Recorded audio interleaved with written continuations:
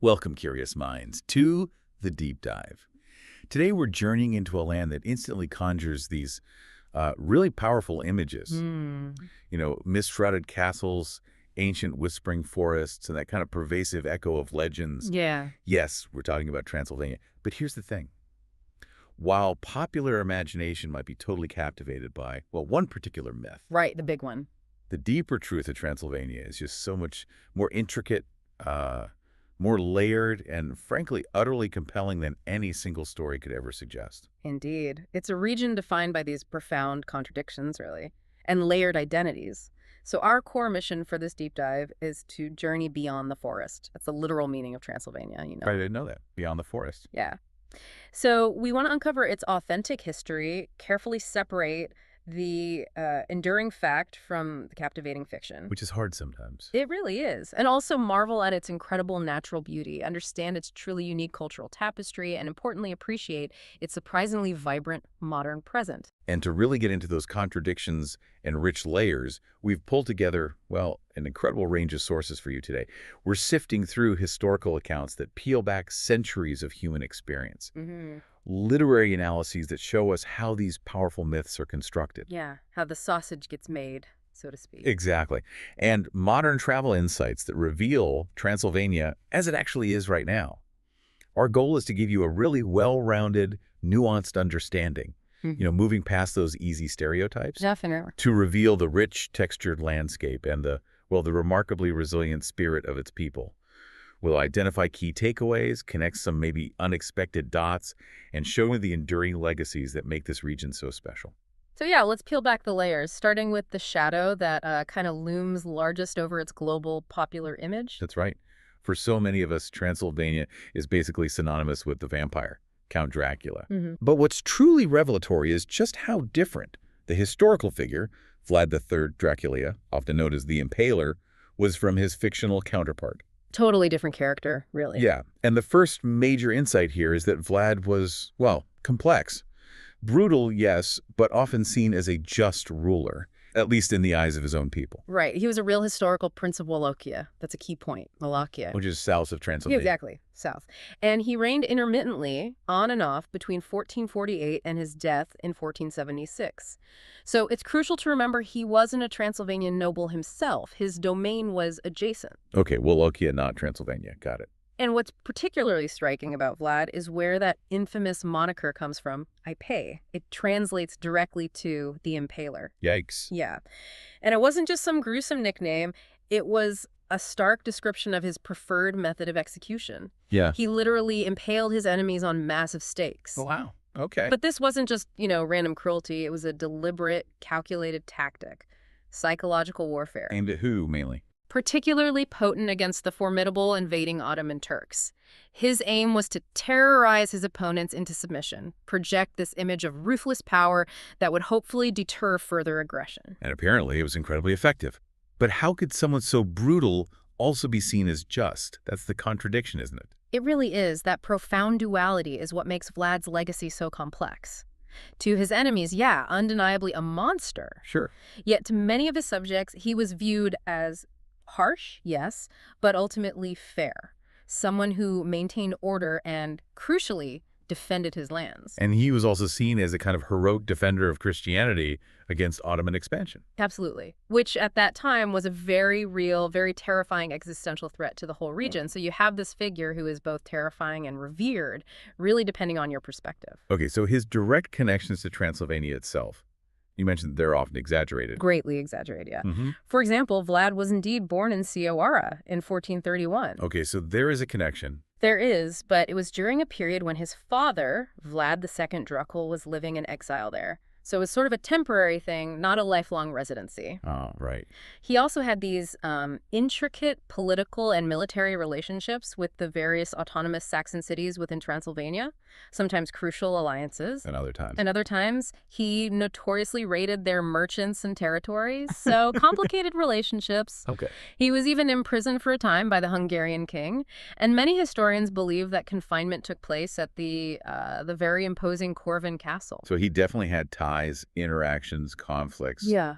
But his actual power base, his government seat, that was firmly in Wallachia. Exactly. When you think of Vlad the Impaler's domain, you should Yeah. picture his courts in Targovie and Bucharest, and especially his real stronghold, now ruined but still impressive Ponari fortress. Right. That distinction between his Wallachian power and his, let's say, occasional Transylvanian presence is absolutely crucial when we think about how his story later got so dramatically tangled up with Transylvania in fiction. Which brings us right to Bram Stoker. Exactly. Bram Stoker's invention of the literary vampire, the Count Dracula we all instantly recognize today, is the 1897 creation of an Irish author. And the kicker is Stoker never actually visited Romania, right? Never set foot there. All his meticulous research, everything, was conducted from the comfort and quiet of British libraries. He painted this vivid picture of a land he'd only ever read about. That's astonishing. Conjuring up this iconic monster from, like, dusty library books. Was there one specific thing that sparked it? Well, apparently he was reading a book by a guy named William Wilkinson, an account of the principalities of Wallachia and Moldavia. Standard stuff, right? Yeah. It mentioned this 15th century voivode that's like a medieval prince or warlord named Dracula, famous for fighting the Turks. But it was a small, almost throwaway footnote that was the real eureka moment. What did the footnotes say? It claimed that Dracula in Wallachian language means devil. Oh, wow. Okay. Yeah. That dark, powerful association, plus the sort of inherently ominous sound of the name itself. That was almost certainly why Stoker picked it for his villain. It was just perfect, evocative for the menacing character he was creating. So he basically just borrowed the name, maybe a few intriguing historical tidbits about the real Vlad, Pretty much just the name and maybe the fought the Turks part. and then he crafted an entirely new supernatural character, an undead aristocratic vampire. Yeah. This wasn't Vlad the Impaler rising from the grave. This was Count Dracula, a completely distinct entity born purely from Stoker's Gothic imagination. Exactly. It's vital to recognize the literary character as a separate creation, Yeah. a new myth built on a borrowed name.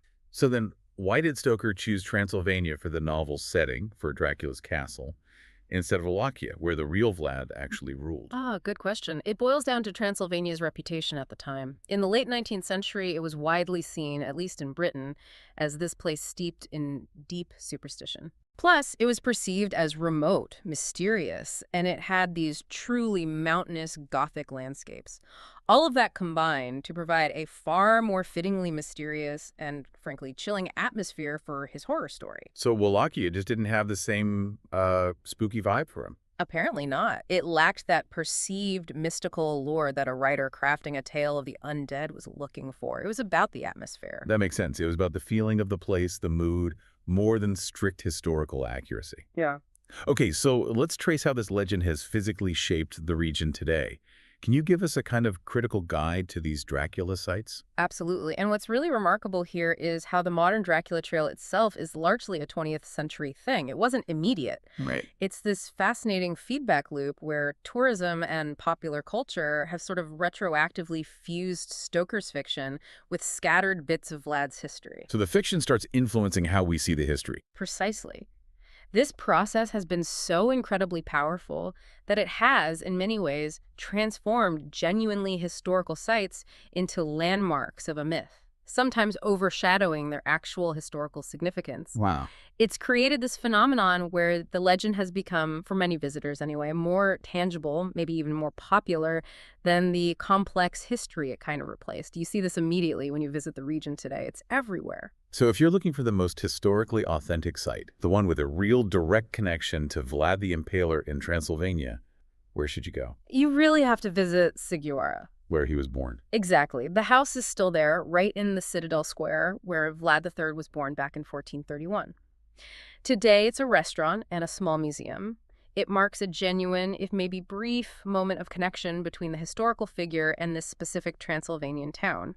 So you can actually stand in the place where he was born. That's pretty cool. It is. It's one of the few places where you can tangibly touch a piece of his actual life story in Transylvania. But if you want to see Vlad the Impaler's real castle, his actual stronghold, where is that? For that, you need to look south, back towards Wallachia, to Ponari Fortress. Okay. And this is a truly dramatic site. It's perched really precariously on a cliff overlooking the RJ River. Vlad saw its huge strategic potential and undertake this massive task of rebuilding the ruined structure.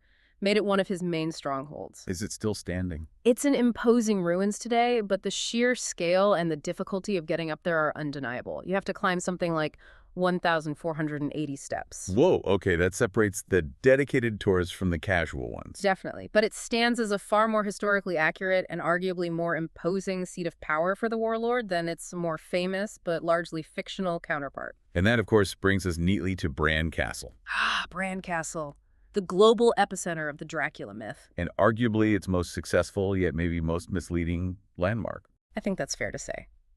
It's marketed globally, relentlessly as Dracula's castle, draws millions of tourists, but its actual verifiable connection to Vlad the Impaler is, well, tenuous at best. How tenuous. He might have briefly allied with the castle's lords, or maybe, just maybe, he was imprisoned there for a very short period, but he never owned it. He certainly never lived there as his main residence. So the whole Dracula's castle identity is basically... It's a triumph of marketing over historical fact, pure and simple. Okay. So why Bran? Why did that castle get picked? Its connection to Stoker's novel is purely aesthetic. The castle just looks the part, right? It's got that dramatically Gothic appearance, nestled in the mountains. It looks like Dracula's castle should look. Exactly. It fit a generic description of Transylvanian fortress that Stoker could have found in 19th century British travelogues or research materials. Historically, Bran Castle's main roles were as a key defensive fortress for the Hungarian kingdom, guarding a vital mountain pass. And didn't Queen Marie live there later? She did. Much later in the 1920s, it became a beloved royal residence for Queen Marie of Romania. She adored it and restored it beautifully. So what you see today at Bran Castle is really a testament to the power of a good story. Absolutely. Its modern identity has successfully cemented this image of Transylvania as the land of vampires in the global consciousness, almost completely separate from historical accuracy. And the tourist experience there reflects that. Often, yeah. It blends genuine, though limited, history with a, let's say, healthy dose of Dracula-themed kitsch. It's a prime example of how a compelling narrative, pushed hard by marketing, can become more powerful than historical reality itself. Are there other sites connected to the legend worth mentioning? Yeah, a few others. Corvin Castle over in Hunadora is another strong contender for where Vlad might have genuinely been imprisoned. It's a spectacular castle in its own right. Okay. Then there's Snagov Monastery near Bucharest, back in Wallachia. That's the alleged burial site of Vlad's headless body, though it's largely unconfirmed, more legend than fact. And finally, the Borgo Pass. That's a key geographical location explicitly mentioned in Stoker's novel as Dracula's territory. So, predictably, it's become a destination for literary pilgrims wanting to immerse themselves in the fictional world rather than a place tied to Vlad's actual history. It's just incredible how a fictional story can get so deeply intertwined with a real place, even reshaping its modern identity. It really is. But as we continue our journey beyond the forest today, we're going to see that while the Dracula myth casts this undeniably long shadow, the true historical and architectural heart of Transylvania's most famous cities lies in a totally different and equally compelling legacy, that of the Transylvanian Saxons. Ah, yes, the Saxons. These weren't mythical figures. They were pragmatic builders, sharp traders, resilient defenders. Whole different story. Who were they exactly? Where did they come from? They were essentially German colonists. They were initially invited by Hungarian kings starting around the 12th century. Invited for what purpose? Primarily two strategic reasons. One, to defend the frontiers of the kingdom against invaders, think Mongols, Turks. Right. And two, to cultivate the fertile but often undeveloped lands. And what they created over centuries was this truly unique and enduring urban landscape, really distinct within Europe. So their cities aren't just old buildings. Not at all. They are, in essence, physical documents. Cities built of stone that reflect a really sophisticated society organized around commerce, deep religious faith, and this constant, urgent need for collective defense. You can read their society in the stones. Okay, so speaking of physical documents, let's start with Ciuara again, but this time focusing on the Saxon legacy. Right. Ciuara is exceptional. A UNESCO World Heritage Site, celebrated as a perfectly preserved medieval town. But what makes it genuinely special is that it's one of the last continuously inhabited citadels in all of Europe. Wow, still lived in. Still lived in. Walking its cobbled streets, exploring its ancient passageways, you literally feel like you've stepped directly into a living museum of Saxon Transylvania. It's absolutely enchanting. History just breathes around you there. And the big landmark there is the clock tower. Right. Definitely. Yeah. It dominates the citadel, visible from almost anywhere. A really impressive 64-meter-tall structure. It once housed the town council, symbolizing its administrative power. Does the clock still work? Oh, yeah. Its most famous feature is this intricate clock with rotating wooden figurines, Roman gods, allegorical figures that mark the hours with both artistry and precision. Today, the tower houses the city's history museum, and if you climb to the balcony, wow, the panoramic views are just breathtaking. The whole town, the valley. What I find really fascinating about Sugawara's design are those guild towers. Ah, yes, that's such a key feature. The citadel's formidable defensive walls weren't just built by some central authority. They were meticulously maintained by the town's powerful craft guilds. So each guild had its own section. Exactly. Each guild was responsible for a specific tower, which still proudly bears its name today. You can still find the Tailor's Tower, the Bootmaker's Tower, the Tinsmith's Tower. That's incredible. It's like a direct architectural map of the city's economy and social structure. Precisely. Civic responsibility and defense were totally interwoven with daily craft. 9 of the original 14 towers still stand, each one a testament to that community's organized defense and collective spirit. And there's also that covered scholar's stairs. Yes.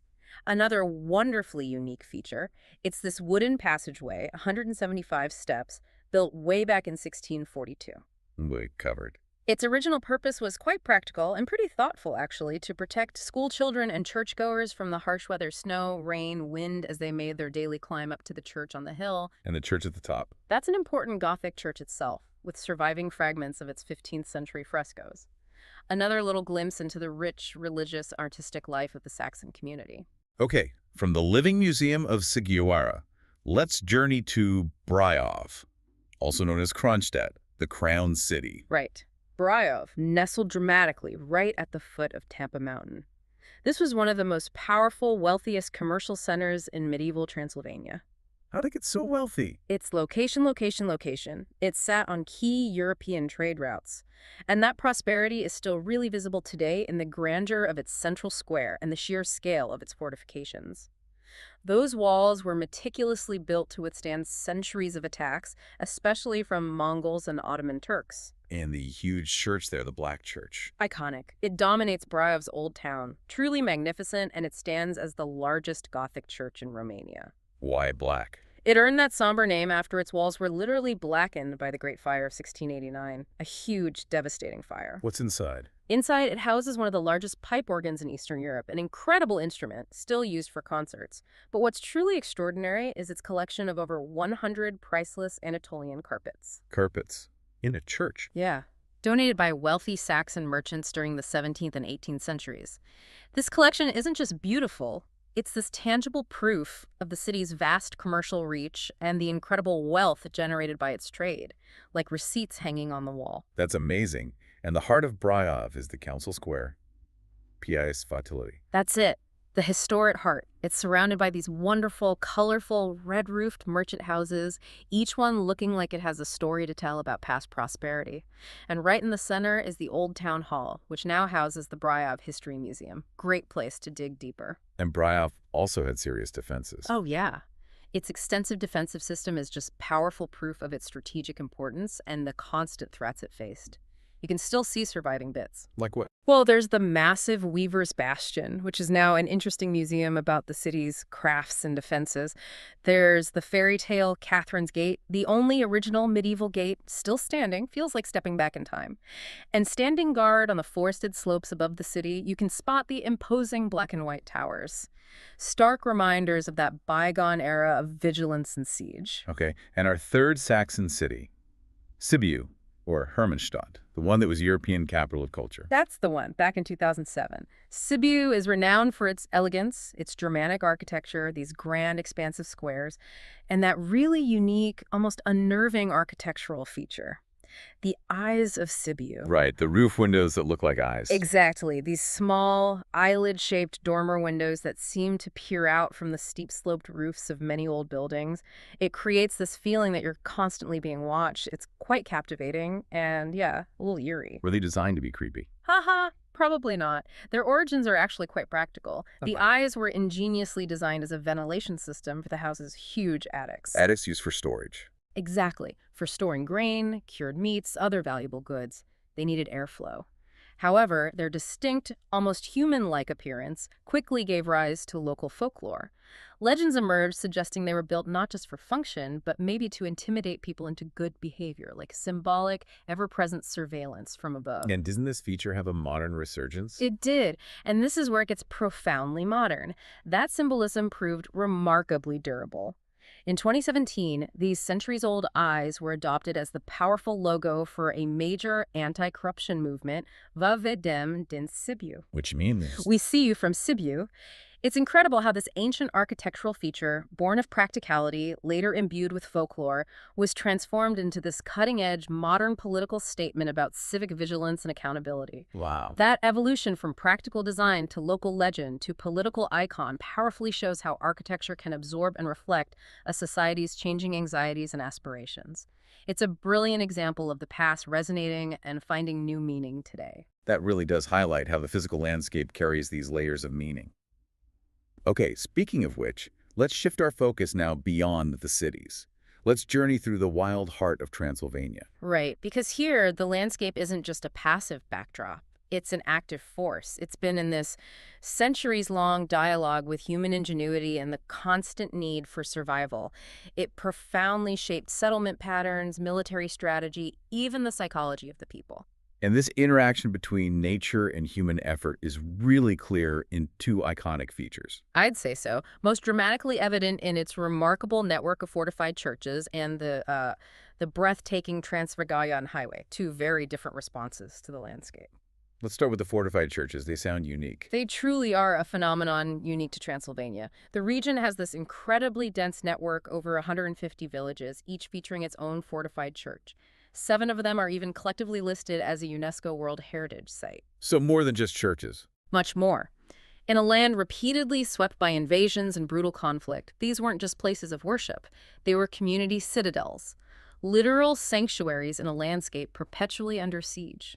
How did that work in practice? Well, what's fascinating is their ingenious dual purpose. When danger threatened, and history shows it did, frequently and relentlessly the entire village population, plus their precious livestock, the most valuable possessions, they'd all retreat behind the formidable, often concentric, fortified walls of the church. So the landscape itself forced this kind of architecture. In a way, yes. The topography fertile valleys great for farming, but also providing easy invasion routes made this kind of defensive architecture not just a good idea, but an absolute prerequisite for survival. They were community bunkers and spiritual centers all rolled into one. Can you give us an example, maybe Beertan? Beertan is a truly magnificent example. Late Gothic fortified church. And for 300 years, this imposing complex was the actual seat of the Lutheran evangelical bishop in Transylvania. That tells you its importance. When was it built? Built between 1490 and 1524. The whole complex is protected by not one, but 3 concentric rings of defensive walls, all connected by impressive gate towers. From a distance, it just looks impenetrable. A proper medieval fortress. And it has that famous door. Yes. The sacristy door, built in 1515, it features this incredibly ingenious locking mechanism, 19 separate bolts that are all activated simultaneously by turning a single key. Wow, 19 bolts. That's serious security. It really is a testament to sophisticated medieval engineering, way ahead of its time. It perfectly symbolizes the meticulous craftsmanship and the defensive mindset of those Saxon builders. And didn't Beertan also have that matrimonial prison? Haha, yes, the quirky anecdote. There's a small building on the site known as the matrimonial prison. Legend says couples seeking divorce were reputedly locked in there for 2 weeks. With what? With only a single bed, a single plate, and a single spoon. Yeah. All designed apparently to encourage reconciliation. Medieval marriage counseling. Sounds intense, but probably effective. You'd think so. It's a delightful glimpse into the social functions of these communities beyond just defense and worship. Okay, that's brilliant. How about Viscri, another famous one? Viscri is another gem, one of the most remote and wonderfully preserved Saxon villages. Interestingly, its fortified church actually predates the Saxons' arrival. Oh, who built it first? It was originally a small Romanesque chapel built by the Sekler people. That's a distinct Hungarian ethnic group with deep roots here around 1100. Then it was taken over and expanded by Saxon colonists after 1185. Does it look different because of that? Yeah, that layered history is reflected in its architecture. It has, for instance, a simple plain ceiling rather than a typical elaborate Gothic vault, a nod to its earlier, humbler origins. The church itself is enclosed by sturdy oval fortifications made of river stone, with towers and bastions added over time. And this is the one King Charles is involved with. That's right. In recent decades, the whole village and church have undergone painstaking, authentic restoration, a project famously championed by King Charles III, who actually owns property there. His involvement brought significant international attention and helped preserve its ancient roots. So if the fortified churches represent this medieval strategy of defense against the landscape, adapting to it, the Transfigurian Highway is the opposite, a 20th century assertion of dominance over it. That's a great way to put it. Exactly. This incredible road, built between 1970 and 1974 on the direct orders of Nicolae Ceausescu, the communist dictator. It wasn't built for tourism initially. Not at all, though it's certainly famous for that now. Yeah. At its heart, it was a strategic military project, purely strategic. Why build such a massive, expensive, dangerous road through those mountains? Well, it was conceived right after the 1968 Soviet invasion of Czechoslovakia. Ceausescu was deeply paranoid about a similar invasion of Romania. Okay. He wanted a guaranteed rapid troop movement route across the Figurae Mountains, that's the highest, most rugged part of the Southern Carpathians, just in case the Soviets came rolling in from the north. It was a monumental undertaking, literally carving a path through some of Europe's highest peaks, and at immense human cost, too. Many soldiers died building it. And the drive itself, it looks insane in pictures. It is widely considered one of Europe's most spectacular and, frankly, challenging drives. Yeah. This 90-kilometer road climbs to an astonishing altitude of 2,042 meters. Ow. Through a relentless series of hairpin turns, dizzying viaducts, numerous tunnels. I mean, it's extreme engineering, a testament to human will, maybe obsession. Is it dangerous? Many sections on the steep northern face lack safety barriers. You've got sheer drops of over 1,000 feet right beside you. It demands extreme caution and focus. Definitely not for the faint of heart or for nervous passengers. But the views, absolutely unparalleled. A reward for the brave, maybe. Are there specific sites along the way? Yeah, a few key ones. The southern approach starts near the massive Draru Dam, and its vast reservoir itself an impressive feat of engineering. Okay. And it's actually from this section of the road that you can spot the dramatic ruins of Vlad the Impaler's Panori Fortress. The real castle. The real castle, clinging precariously to its cliff face. A stark contrast, isn't it? Ancient ambition and modern ambition right there. Yeah. And the highest point. The climax, literally and figuratively, is the summit at Bolia Lake, a stunning glacial lake nestled perfectly among those jagged peaks, a moment of serene beauty amidst all the G-forces and hairpin turns. Good to know.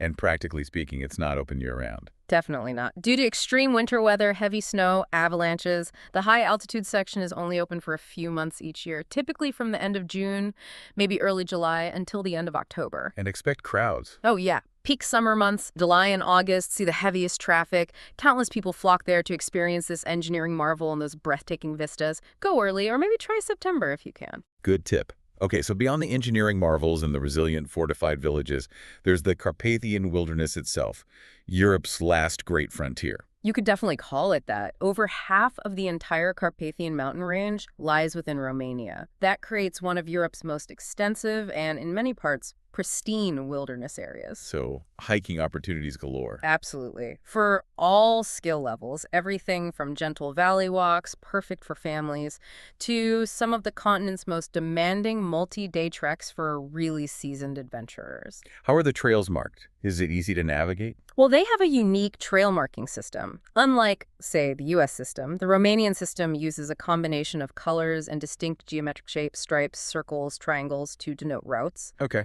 But crucially, they don't typically rate trails for difficulty on the markers themselves. So you absolutely need to do your homework, get good maps, maybe a guidebook before you set out. Don't just follow the pretty triangles. Right. Good advice. Mm-hmm. Any specific mountain ranges to highlight for exploration? Sure. For the real experts, the Figura Mountains, often called the Transylvanian Alps, are the ultimate challenge. Why? They offer this truly spectacular multi-day ridge traverse. It includes Romania's highest peak, Moldovanu, at 2,544 meters. It's not just a peak, it's Romania's highest. A formidable challenge rewarding experts with just unbelievable sweeping vistas. But yeah, serious undertaking, experienced adventurers only. Okay. Something less extreme. Well, still challenging, but different. is Piatra Craiului National Park. It's defined by this incredibly narrow, sheer limestone ridge. It offers technical and highly exposed scrambling routes, again, really for experienced mountaineers with a good head for heights. Wild, rugged, breathtakingly beautiful, though. Sounds intense. How about something more generally accessible? Then you'd look at Retezat National Park, often called a hiker's paradise. It's famous for rugged peaks, yes, but also over 80 sparkling glacial lakes, a stunning alpine landscape. And it offers a wide range of trails from easy lakeside strolls to the challenging summit ascents, something for nearly every level there. Nice. And one more. The Busigi Mountains. These are quite easily accessible from the popular Prahova Valley resorts like Sinaia or Buteni. They offer stunning landscapes, including these peculiar wind-carved rock formations with fun names like the Sphinx and Babel, which means the old women. Are the trails easier there? Generally, yes. The trails cater to various abilities, making it a more accessible taste of the Carpathian wilderness for many. It blends natural wonder with a touch of geological mystery. Okay, so we've covered myths, history, Saxon cities, wild landscapes, incredible engineering. Let's turn now to the spirit of modern Transylvania. How does it repurpose all this past? That's a really interesting angle. Right. Because modern Transylvania doesn't just, tolerate its history, it actively builds upon it. It thrives by creatively reimagining and repurposing its past, its historical, industrial, even agricultural foundations. So the past fuels the present. Exactly. It shows this remarkable capacity for adaptive reuse and transformation, turning ancient heritage into a vibrant 21st century identity that respects its roots but also embraces innovation. There's this symbiotic relationship. Where's the best place to see that modern vibrancy? You'd probably start in Cluj-Napoca. It's the region's dynamic heart, often considered the unofficial capital of Transylvania. What makes it so dynamic? Well, it's a major academic and technology hub. Over 100,000 students live there. That huge, youthful population just infuses the city with incredible energy, a sense of innovation, a really forward-looking atmosphere. And does it still feel historic? Oh, yes. This modern vibrancy plays out against a stunning backdrop of elegant Austro-Hungarian architecture. It's a beautiful juxtaposition. And the cultural life is exceptionally rich. It boasts both Romanian and Hungarian state-funded operas and theaters. That shows the multicultural side. Absolutely. A real testament to its deeply ingrained multicultural character. Plus, it hosts major international events like the Untold Music Festival, drawing hundreds of thousands each year. Puts Cluj firmly on the global map as a cultural hotspot. Okay, and for adaptive reuse, that salt mine, Salina Turda, sounds incredible. It is truly one of the most surreal and innovative attractions anywhere in the world. An ancient salt mine, spectacularly transformed into a subterranean theme park and health spa. How is this mine? Salt was extracted there from Roman times, believe it or not, all the way up until 1932. And then what happened? After extraction stopped, it served briefly as a bomb shelter in WWII, later even as a unique cheese storage facility. Then, in the 90s, it was completely reimagined and opened to tourists in 1992. Became this almost otherworldly destination. So is it like inside? Imagine descending 120 meters, hundreds of feet, into these vast, cavernous chambers. It's like stepping onto another planet. The Rudolph mine, for instance, has this futuristic amusement park. Underground. Totally underground, complete with a Ferris wheel offering incredible views of the cavern, a bowling alley, mini-golf, even a 180-seat amphitheater down there. It's mind-bending. Industrial heritage meets pure entertainment. And there's a lake, too. Deeper still, in the Terezia mine, there's a subterranean lake surrounding a salt island. You can actually rent rowboats and paddle across the still, saline waters, an experience you won't find anywhere else. Is there a health aspect, too? Yes, beyond the novelty, the mine has this stable microclimate, constant temperature around 10-12 degrees C, naturally saline air. This makes it a popular center for halotherapy, a natural treatment for respiratory issues. So Salina Turda is just this prime example of post-industrial heritage repurposed into a globally unique destination, drawing on its past to create something totally innovative. Okay, let's talk food. The Transylvanian table. What's it like? Oh, it's hearty, incredibly flavorful, and just a direct, delicious reflection of that multicultural history we keep mentioning. So a mix of influences. Definitely. It's a robust fusion of Romanian, Hungarian, and Saxon culinary traditions, Oh. plus subtle influences from Turkish and Slavic cooking creeping in over the centuries. Create something really unique and deeply satisfying. Comfort food, but complex. What are some staple dishes? Well, the cornerstone of many meals is mamalaga. That's a versatile cornmeal polenta, often served simply with salty cheese called branza and a dollop of rich sour cream smontana. Simple but good. Exactly. And sour soups called siorba are absolutely ubiquitous, cherished. Popular versions include siorba de periayor, that's a delicious pork and rice meatball soup, both comforting and invigorating. And main courses. Sounds like it might be meat-heavy. Generally, yes. Pork is often the undisputed star. You'll find iconic dishes like sarmale, those delicious cabbage rolls stuffed with seasoned minced pork, or mitite savory grilled skinless sausages, great street food. And the Hungarian influence. Very strong. Paprika-spiced Hungarian goulash is a beloved regional staple. You see it everywhere. And the Saxon legacy comes through particularly in the prevalence of smoked sausages, crispy bacon, rich, slow-cooked pork stews, a tradition of preserving and enjoying pork. How about dessert? Ah, you have to leave room. No Transylvanian meal is complete without trying kozenek. That's a sweet, festive bread often filled with walnut or poppy seed paste. A real treat, especially around holidays. Ooh. Or papanai. These are delightful cheese donuts, usually served warm with sour cream and a spoonful of sweet jam, often blueberry or sour cherry. Each bite is just a delicious journey through Transylvania's layered cultural identity. A taste of history. Okay, my mouth is watering now. Beyond the food and beyond the Dracula myth, is there still authentic folklore, living traditions? Absolutely. And this is where you get a really intimate glimpse into the rural soul of Transylvania, quite distinct from the Stoker stuff. These traditions are still very much alive, connecting modern visitors to ancient ways of life. So what kind of folklore creatures are we talking about? Is it just vampires? Not at all. And the local legends feature a host of fascinating supernatural beings, often quite different from what Western audiences might expect.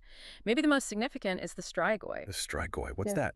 It's essentially a troubled spirit of the dead, said to rise from the grave to torment the living or sometimes to drain their vitality. This, in fact, is the true Romanian folkloric vampire. Ah, so not Count Dracula. Not Count Dracula. The Strigoi is a much older, more deeply rooted figure in the culture. It speaks to local anxieties, beliefs about death, and the community.